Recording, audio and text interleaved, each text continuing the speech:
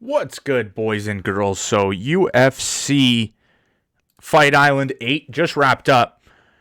It was a good card throughout. Most of the fights were good. The prelims were more action-packed with finishes-wise than the later fights, but the last three fights did not disappoint.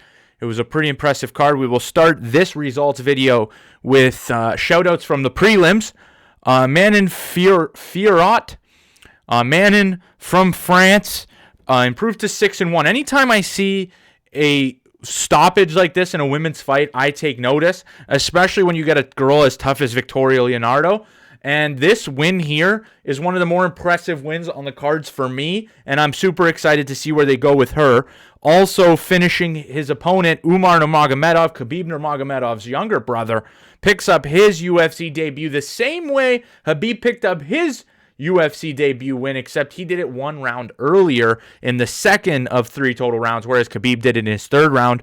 Also, let's shout out Mike Davis and Mason Jones, who put on what I believed was nearly the fight of the night. It was actually probably the fight of the night. This is a fight you're going to want to go back and check out. Mason Jones made me a fan just in the hype-up videos. I didn't know much about this card going into it, and Mason Jones, just from the videos, hyped me up. And even though he was defeated by Mike Davis, I feel like his stock and Mike Davis's stock, who has been recently training at Tiger Muay Thai, both their stocks rose in this fight. And then one more shout out to Francisco Figueiredo, Davison Figueiredo's younger brother, who also put on a pretty impressive performance. Now, moving on to the main card. Omari Akhmadov opened up the 7-fight main card. Now, this Akhmadov fight, the Akhmadov-Breeze fight, was, I believe, supposed to be on the prelims when they first opened this card and introduced this card. On Google, it was still the prelim card, prelim main event, but come broadcast time, this actually opened up a 7-fight main card, which is odd for the UFC. You don't often see that. And Omari and Breeze actually put on a great grappling fight where Akhmadov was able to pick up the arm triangle choke in the 2nd round. Leron Murphy, who has a crazy great story, had to dig deep in the 3rd round to defeat Douglas Andrade. The first 2 rounds, Murphy won pretty convincingly for me. And then in that 3rd round, Douglas's corner said, we need a finish here. Go in, get that finish. And Douglas, listening to his corner advice, went out there and put it all on the line in the last rounds. And Murphy just hung on by the skin of his teeth, surviving that 3rd round, and was able to pick up the unanimous 3-round decision. In the 3rd fight on the main card, Matt Schnell picked up a underdog win against Tyson Nam, who was riding 2 big victories coming into this fight. Schnell was just, in my opinion, from what I was watching, was outlanding Nam, whereas Nam was able to land the more powerful overhand strike. So it was an impressive win for Schnell. Vivian Araujo, man, I've heard different pronunciations of this name. Vivian, nonetheless, picked up a dominant performance over Roxanne Modafferi. It was actually a pretty solid win for her, knowing that Roxanne is a very tough opponent, but she was not able to finish Roxanne, but was able to win all 3 rounds against her and pick up the unanimous decision. Then Ike Villanueva knocked out Vinicius McGregor, who thinks that for some reason, even though he comes in with such a good Brazilian jiu-jitsu background and he was fighting an opponent who gets taken down rather easily, decided to stand up the entire duration of the bout, got spun around, knocked out, embarrassed. He's going to be cut from the UFC. Ike with a huge win. It was nice to see Ike winning when he thought his career was on the line. He called it Game 7 for him.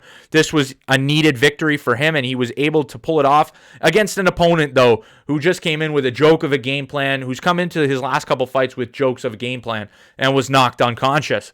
Then in the co-main event, the surprise of my night, Warlley Alves came out looking like prime Alves. Put it on Munir from the very opening bell, and then landed a nasty body kick where he just went body kick, body kick, body kick, and Munir folded to the pain of the shot. It looked like it was a rib, could have been to the liver. You don't really know when it comes down to those body kicks, but the body kicks and ground and pound at 2 minutes and 35 seconds derails what was a pretty promising prospect off his last couple performances. I expect him to come back and put on more impressive performances, but here, all to the veteran Warlley Alves for picking up the dominant decision. And then finally in the main event, we get the breakout Michael Chiesa performance at welterweight. In my opinion, his last couple fights were against pretty over-the-hill competition, and in this fight, I was gonna get to see where Chiesa's cardio and strength is compared to the division, where Magny is a pretty strong guy and he's able to hold his opponents where he wants them. He's able to put the fight where he wants it to go. But Chiesa just put Magny on his back and just didn't let up at all. Won all the scrambling exchanges. Was able to take Magny down at will, was landing all the damaging strikes and getting all the dominant positions.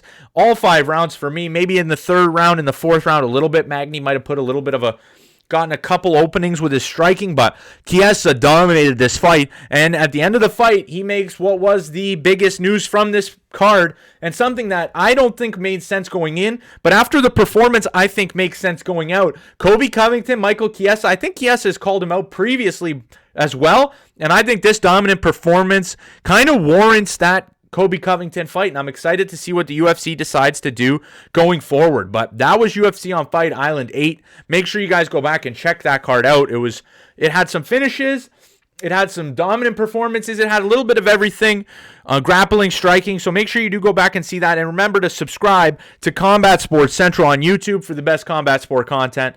But that'll do it for today, guys. Peace out.